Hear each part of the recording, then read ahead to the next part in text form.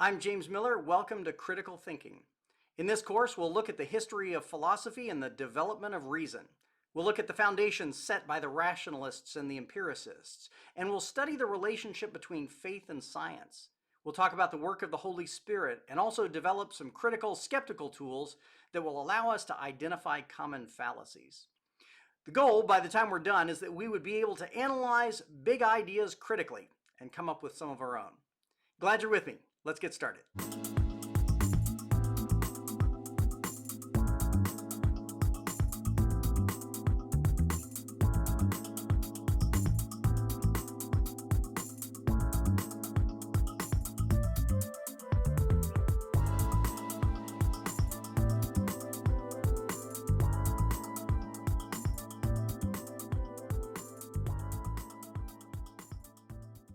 Hi, I'm James Miller, and today I want to uncover a discrepancy in the stories that most people have heard about Galileo and the actual historical events that happened.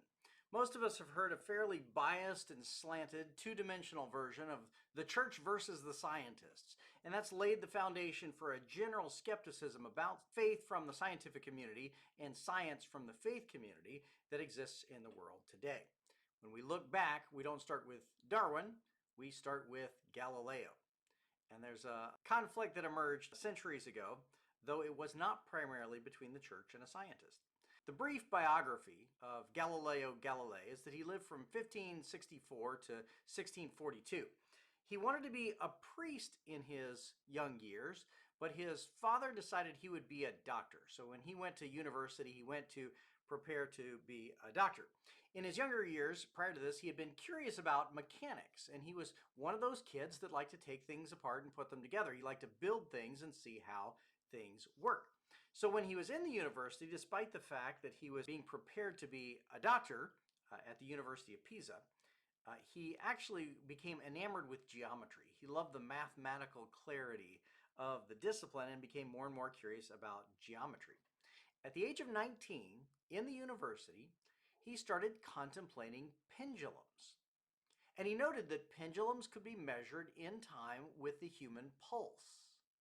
He also noted that pendulums could vary in their timing based on the length of the cord from which they hang, which later would influence the development of certain kinds of clocks. He studied geometry and math and began to be fascinated with the physical world in his university years.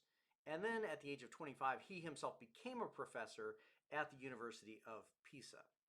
It should be noted that it was early in his life, around 1593, that he began to develop and struggle with significant illnesses that caused him great pain, arthritis, and apparently other things that he would battle the rest of his entire life. In the 1590s, so he's now in his 20s and 30s, he began to develop a number of significant inventions, tools that measured angles and the like.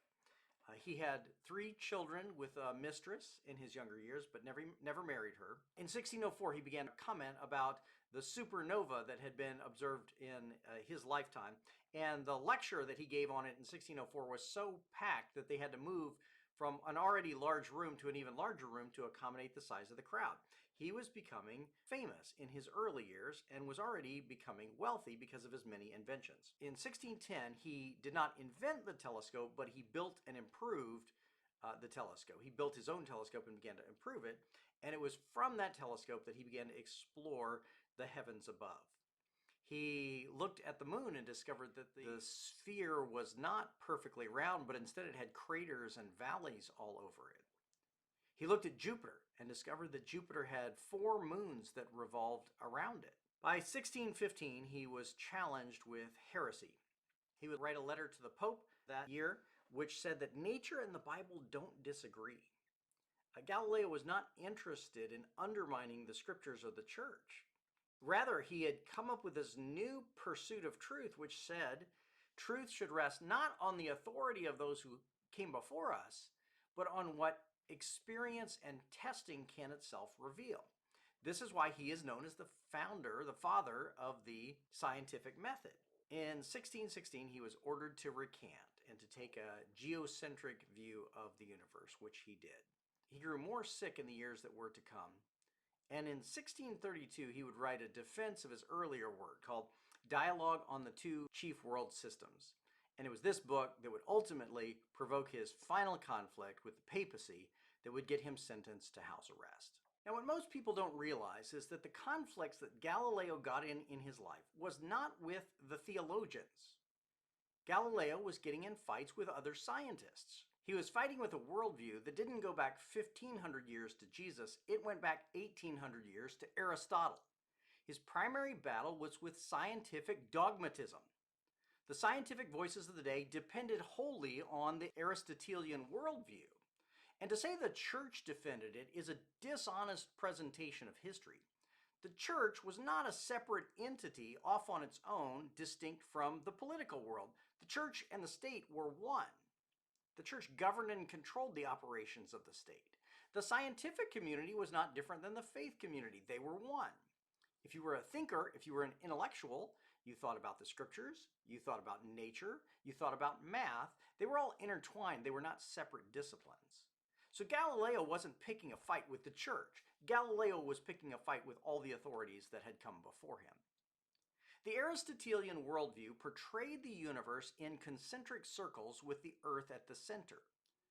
The heavenly bodies revolved around the earth in perfectly spherical orbits, and they themselves were perfect spheres, unblemished by imperfection. The whole system was built on a metaphysical view of what the universe must be like, and it had been that way since Aristotle. The universe operated according to certain rules and principles that were put in place by God, and they could be observed by the naked eye. For instance, Aristotle had taught that if two bodies of different weights were dropped, the heavier body would fall faster. It just seemed logical. In 1800 years, nobody had tested the idea. The church had embraced Aristotle centuries before. Thomas Aquinas had referred to Aristotle as the philosopher, as if there was no other philosopher. And he had simply taken Greco-Roman philosophy and wrapped it into Christian theology. Aquinas came up with proofs for the existence of God, which depended upon Aristotelian categories. The whole idea of transubstantiation, that the communion elements became the body and blood of Jesus, came from the Aristotelian concept of substance, which philosophers have now rejected. It's simply an intertwining of the scriptures and the best of philosophy as they knew it, which was Aristotle. So when Galileo challenged Aristotle, he wasn't fighting with faith and dogma, he was fighting with science and dogma. He was fighting with the orthodoxy of the scientific community. On top of that, you have to bear in mind that the church embraced certain facts that Galileo's teachings challenged as well. In the book of Joshua, it says that as the Israelites battled, the sun stopped in the sky. Well, it's hard to say the sun stopped in the sky if the earth is going around the sun. Galileo would say simply that the scriptures and nature don't disagree with each other, but the interpreters of scripture can be wrong. Furthermore, the Catholic Church of the day was reeling in response to the Reformation. In 1517, Martin Luther had launched a battle against the Catholic Church, which ended up splitting it. Not just doctrinally in terms of what churches people went to, but countries in Europe divided their authority for and against Rome. Rome was no longer the epicenter of Europe, and so the Roman Church was on the defense. So any kind of attack on the Roman authorities was likely to provoke them. Again, this wasn't a matter of faith or religion. This is just how authority figures work. Here's an example of 4 ways that Galileo's science challenged Aristotle's science. 1, when Galileo was a professor at Pisa, he reportedly went up on the Tower of Pisa and took 2 objects of different mass and weight and dropped them and showed that they both fell at the same speed and landed at the same time. This was to say that Aristotle was wrong. This was an offensive thing to do, and many people simply dismissed it outright, again, without testing it themselves. This is why Galileo is credited with developing the scientific method. He also, in improving the telescope, began to look into space and saw a couple of different things. He saw that the face of the moon was not smooth. It was filled with craters and valleys. This challenged Aristotelian orthodoxy that said the heavenly bodies are perfect spheres. On top of that, he looked at Jupiter and discovered that there were 4 moons revolving around Jupiter. This challenged the idea that all the heavenly bodies revolved around the earth. That idea is not in the Bible, it's in Aristotle. Galileo wasn't fighting with the Bible, he was fighting with Aristotle. And it was scientific dogmatism that forced him to recant. He was not allowed to challenge the scientific authorities of the day. The one for which he's famous is that he rejected geocentrism. The earth is not the center of the universe. Instead, the sun is the center of the galaxy and the earth goes around the sun. This was offensive to all scientific worldviews of the day. So now, to understand the conflict here, you have to think a little bit about the personalities involved. Not the facts, not the science, nothing religious. Think about the personalities. Galileo in his 20s had become famous for being a brilliant mind and inventor. By the time he was in his 30s, he was a famed professor. People were beating down the door to listen to his lectures. He had become fabulously rich because his telescopes not only sold well, but elevated the fame of the university at which he taught. The university would promise him a gigantic salary and a lifetime contract. He was so famous that, in fact, the Pope gave him an award for his scientific work and promised him a pension. Everybody was singing his praises. Now you have to think about what that does to the ego of a man in his 20s and 30s. Anybody who's known men in their 20s and 30s knows what their egos can do when they're inflated by success. Galileo became arrogant. Later on in life, the Pope Urban VIII, would ask Galileo when he wrote to include the Pope's views in his writing. Galileo, arrogant as he was, published a book called The Dialogue on the Two Chief World Systems. And in the book, he included a character named Simplicio, which literally is to say a simpleton. And it's into that character's mouth that Galileo put the words of the Pope. When the Pope read this, he was infuriated. The Pope had supported Galileo. He had awarded Galileo. He had promised Galileo a financial future. And Galileo made a mockery of him in the reading public and in the academy. This is what set off the conflict between the authorities of the day and Galileo. It wasn't that the church didn't want to look at science. It's that Galileo was a jerk. The Pope would call Galileo to repent and recant his doctrines.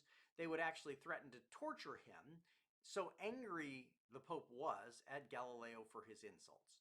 Galileo, an elderly man who was already suffering from increasingly debilitating illnesses, recanted and said that his views had not been true and he did not hold to them anymore. Of course, this was viewed with suspicion, and he was sentenced to house arrest in his own house, and he was allowed to leave to go and see doctors, which he did. This would create a historical rift that forever after would be seen as the dogmatic church silencing the truth-seeking scientists. Galileo's works would be banned until 1835, although a publisher in Amsterdam continued to publish Galileo's works in his lifetime. And it was not until 1992 that the Roman Catholic Church admitted that they had gotten this one wrong. What's important about Galileo is to recognize the meta-conversation that was happening philosophically. Galileo was creating a new approach to science which challenged all science that came before. Now, instead of resting on the authority of important voices of the past, a person had to establish truths by exploring facts and testing them again, and inviting other people to test them. This was the birth of the scientific method. And in a way, Galileo shares something important with Jesus here. Jesus was always in fights with the religious authorities of his day, the dogmatists who held to the authority of voices of the past, the Pharisees.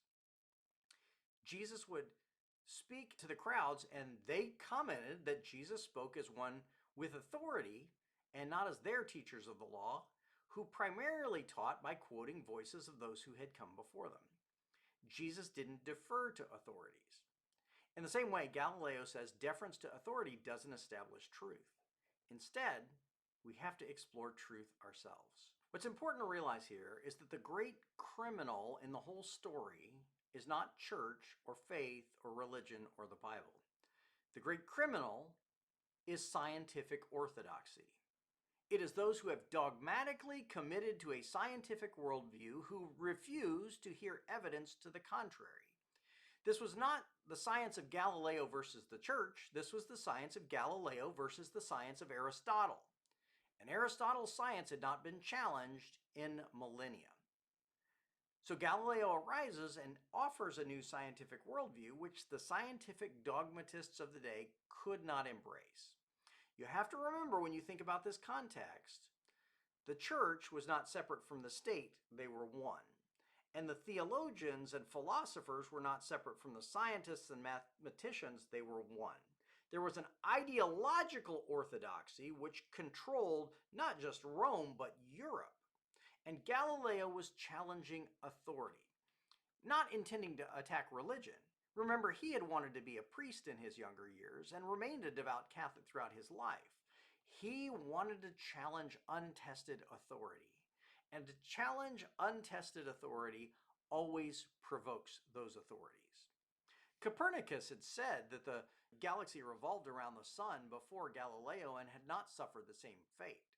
It was Galileo's arrogance and anger in which he mocked the Pope that finally brought him into a conflict with the authorities that be.